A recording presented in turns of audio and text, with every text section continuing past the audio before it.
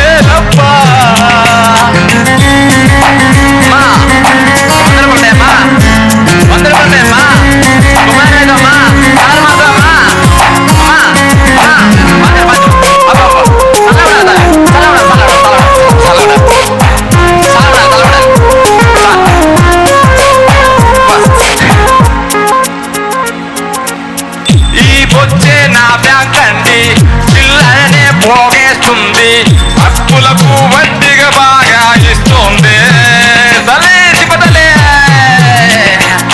Swiss బ్యాంకుల ఖాతా ఉంది రాజేమో రాసిచ్చింది అయినా నాకీ బతికే బాగుంది అయినా ఈ బెక్కరు బతుకులు విడలేనే ఈ చిప్పలు విడిచి నేను ఉండలేనే నాదే నాదే నాదే ఈ చిప్ప ఇది లేకపోతే నేనే లేనప్పా వారంతా నాతో పాటే వస్తుంది ఎన్నెన్నో రకాల ఫుడ్డులు ఇస్తుంది నాదే నాదే నాదే ఈ చిప్ప ఇది లేకపోతే నేనే లేనప్పా. సార్ మరి తన పెర్ఫార్మెన్స్ మీకు ఎలా అనిపించింది? చాలా గుర్తు తీసుకొచ్చేవయ్యా నాకు. ఎన్నో కథలు అద్భుతాలు అన్ని గుర్తొచ్చాయి ఒక్కసారి నువ్వు పాడుతుంటే.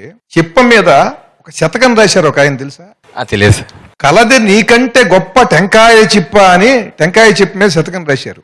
100 సంవత్సరాల కిందట ఒంటిమిట్ట రామాలయం కూలిపోయి ఉంటే దాన్ని పునర్నిర్మాణం చేయటం కోసం ఒక టెంకాయ చిప్పనే ఒక వడ్రంగి కమండలంలాగా చెక్కిస్తే దాన్ని తీసుకుని గ్రామాలకి తిరుగుతూ వాసుదాస స్వామి అనే ఆయన విరాళాలన్నీ కూడా స్వీకరించి ఆ దేవాలయాన్ని పునర్నిర్మాణం చేశాడు. ఆయన టెంకాయ చిప్ప శతకం రాశాడు. నీ కంఠస్వరం వింటుంటే అంత బాగుందయ్యా, నువ్వు ముష్టి వాళ్ళ లేవు. అసలు పాడిన పాట ముష్టి పాట గాని చిప్ప పట్టుకున్నా సరే తుప్పులేసి లేపేసావు, మామూలుగా కాదు.